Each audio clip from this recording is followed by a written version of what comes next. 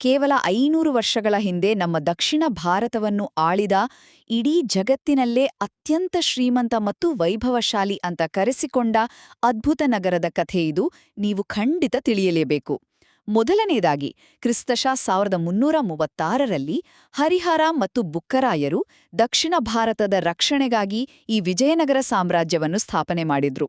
ಇದು ಸುಮ್ಮನೆ ಒಂದು ಸಣ್ಣ ರಾಜ್ಯವಾಗಿ ಉಳಿಲಿಲ್ಲ, ಬದಲಾಗಿ ಕಾಲಕ್ರಮೇಣ ಕರ್ನಾಟಕ, ಆಂಧ್ರಪ್ರದೇಶ್, ತಮಿಳುನಾಡು ಹಾಗೂ ಕೇರಳದಾದ್ಯಂತ ಹರಡಿ ಇಡೀ ದಕ್ಷಿಣ ಭಾರತದ ಅತ್ಯಂತ ಬಲಿಷ್ಠ ಶಕ್ತಿಯಾಗಿ ಬೆಳೆಯಿತು.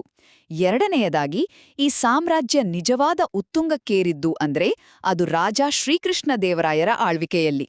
ಅವರು ಬರೀ ಶೂರ ಯೋಧ ಮಾತ್ರ ಆಗಿರ್ಲಿಲ್ಲ, ಕಲೆ ಮತ್ತು ಸಾಹಿತ್ಯದ ದೊಡ್ಡ ಪೋಷಕರೂ ಆಗಿದ್ರು. ಆ ಸಮಯದಲ್ಲಿ ಹಂಪಿಯ ಬೀದಿಗಳಲ್ಲಿ ವಜ್ರ ವೈಡೂರ್ಯಗಳನ್ನೇ ಮಾರ್ತಿದ್ರಂತೆ. ಒಮ್ಮೆ ಊಹಿಸ್ಕೊಳ್ಳಿ, ಎಷ್ಟು ಸಂಪತ್ತು ಇತ್ತಲ್ವಾ. ಆ ಭವ್ಯ ದೇವಾಲಯಗಳು ಹಾಗೂ ವಿಶಾಲ ಮಾರುಕಟ್ಟೆಗಳನ್ನೋಡಿಯೇ ಪೋರ್ಚುಗೀಸ್ ಪ್ರವಾಸಿಗ ಡೊಮಿಂಗೋ ಪೇಸ್ ಇದನ್ನ ವಿಶ್ವದ ಅತ್ಯಂತ ವೈಭವಶಾಲಿ ನಗರಗಳಲ್ಲಿ ಒಂದು ಅಂತ ಬಣ್ಣಿಸಿದ್ದು. ಕೊನೆಯದಾಗಿ ಇಷ್ಟೆಲ್ಲ ವೈಭವ ಕೊನೆಯಾಗಿದ್ದು ಹೇಗೆ ಗೊತ್ತಾ?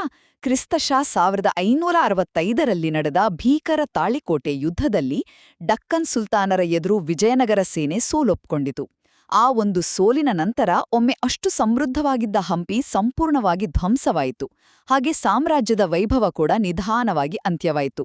ಒಂದು ಕಾಲದಲ್ಲಿ ಅಪಾರ ಸಂಪತ್ತಿನಿಂದ ಮೆರೆದಿದ್ದ ಹಂಪಿ ಇಂದು ಯುನೆಸ್ಕೋ ವಿಶ್ವ ಪರಂಪರೆಯ ತಾಣವಾಗಿ ತನ್ನ ಭವ್ಯ ಅವಶೇಷಗಳ ಮೂಲಕ ಭಾರತದ ಸುವರ್ಣ ಇತಿಹಾಸವನ್ನು ಜಗತ್ತಿಗೆ ಸಾರುತ್ತಲೇ ಇದೆ.